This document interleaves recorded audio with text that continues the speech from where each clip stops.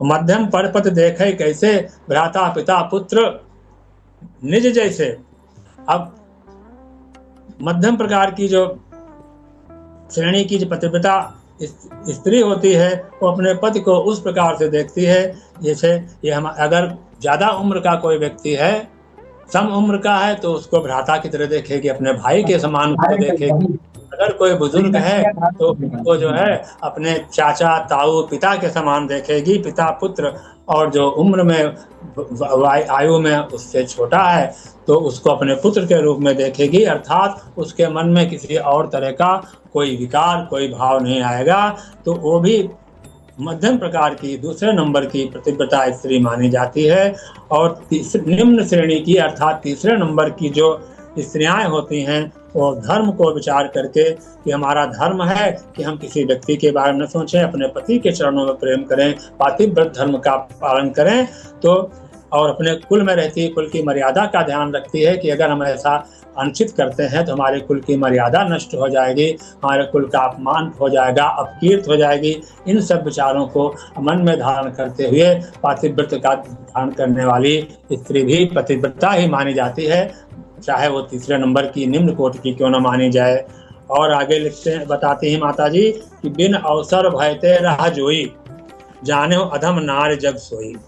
जो स्त्री मौका न मिलने के कारण, अर्थात तो उसका आचरण तो अच्छा नहीं होता, उसका स्वभाव संस्कार अच्छा नहीं होता है, लेकिन कुछ ईश्वर की कृपा होती है कि उसको अन्य पुरुष के बारे में सोचने का अवसर ही नहीं मिलता है, तो वो अधम प्रकार की पतिव्रता औरत ही, स्त्री ही मानी जाती है।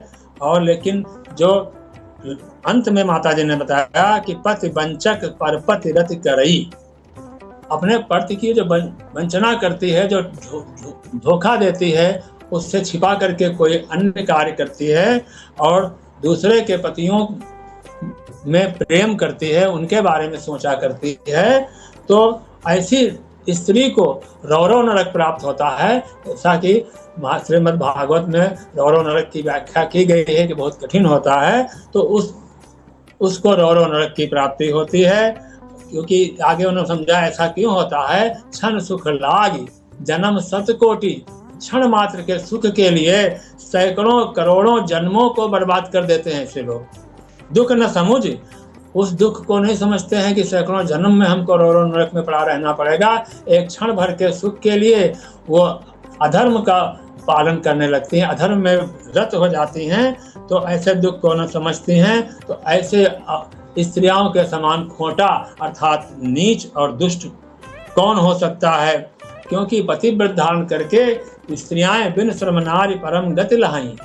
कोई श्रम नहीं करना है, अपने आश्रम में रहना है, अपने परिवार में रहना है, सुखी रहना है, पति का बच्चों का लालन पालन करना है, सबको रखना है और अपने नियमों का पालन करना है, धर्मानुकूल कार्य करना है। तो इसमें क्या है, धर्मानुकूल कार्य भावना में रहने में और सेवा करने में, जीवन बिताने में तो सुख ही सुख है। और भगवान की याद भी करना है और भगवान की सेवा को, जो है पति की सेवा को ही जो भगवान की सेवा मानते हैं, तो उसमें कोई श्रम नहीं है।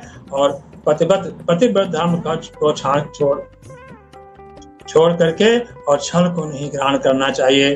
पति प्रतिकूल, अगर पति के रहते हुए पतिव्रत धारण नहीं करती है और पति के प्रतिकूल जाती है, उसके अनुसार नहीं चलती है वो पत्नी, वो स्त्री, तो उसका माता जी ने एक बड़ा भयावह परिणाम बताया है कि वो इस जन्म में या अगले जन्म में जाकर के जो है, वो जब तरुणाई में आती है, युवा अवस्था में आती है, तो पिछले जन्म के ये इस तरह के अनुचित कार्य को करने के कारण वो तरुणाई में ही उसके पति की मृत्यु हो जाती है, अर्थात वो विधवा हो जाती है। तो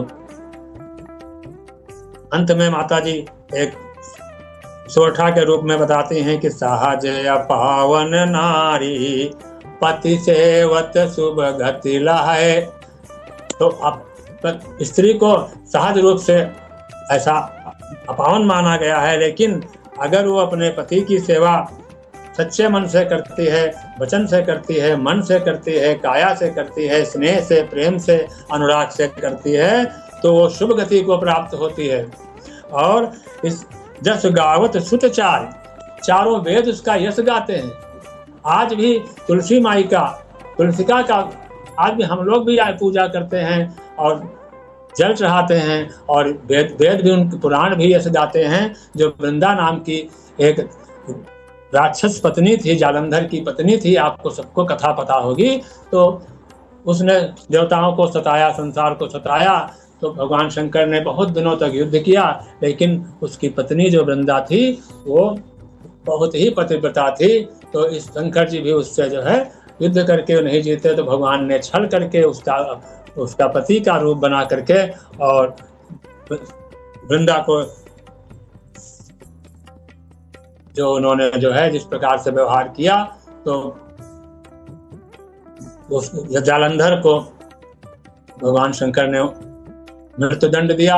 वही जालंधर आगे चल करके रावण के रूप में आया और भगवान ने वृंदा को पत्नी के रूप में स्वीकार किया और ऐसा वर दिया कि आगे चल करके आपकी लोग पूजा करेंगे।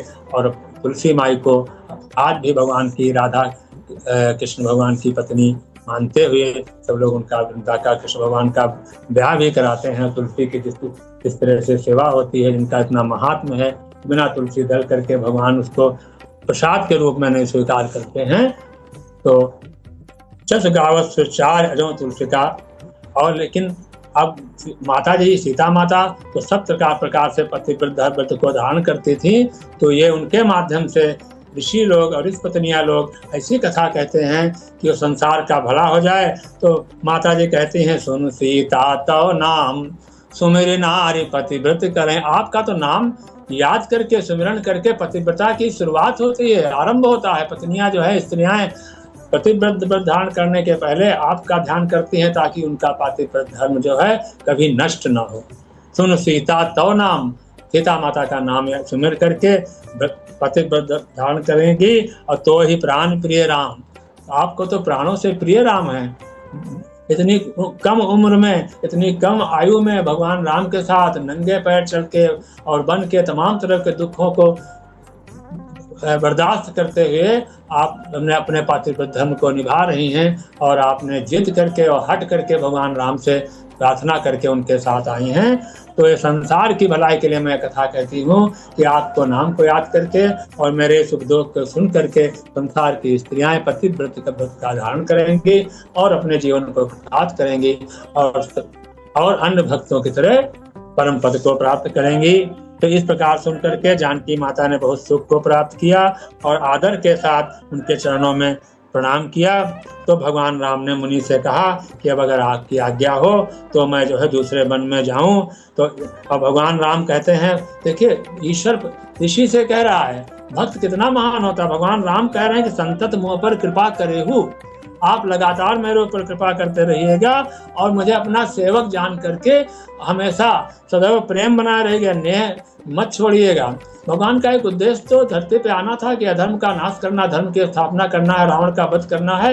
लेकिन उन्होंने बहुत विशेष बात अपनी कौशल्या माता से कही थी बन जाने से पहले कि मुनिगण मिलन विशेष बनु सबहि भांति हित मोर, तीन माह पितु आयस बहुरी सम्मत जननी तोर। कैसे कहते हैं कि आपकी सम्मति है और वहां जाने पर मेरा उद्देश्य है कि मुनिगण मिलन विशेष, जो मेरा इंतजार कर रहे हैं, मेरी प्रतीक्षा कर रहे हैं, मेरा नाम ध्यान रहे हैं, यज्ञ कर रहे हैं, तपस्या कर रहे हैं, तप कर रहे हैं, अपने शरीर को क्षीण कर रहे हैं, तपस्या के द्वारा मुझे प्राप्त करने के लिए प्रयत्न कर रहे हैं। तो मैं मुनियों से मिल करके अपने को कृतार्थ करूंगा। यहाँ भी ऋषि से कहते हैं, अत्रि ऋषि से कहते हैं कि संतत मुँह पर कृपा करेहु, लगातार मेरे ऊपर कृपा करते रहिएगा, अपना सेवक समझ करके और नेह करिएगा।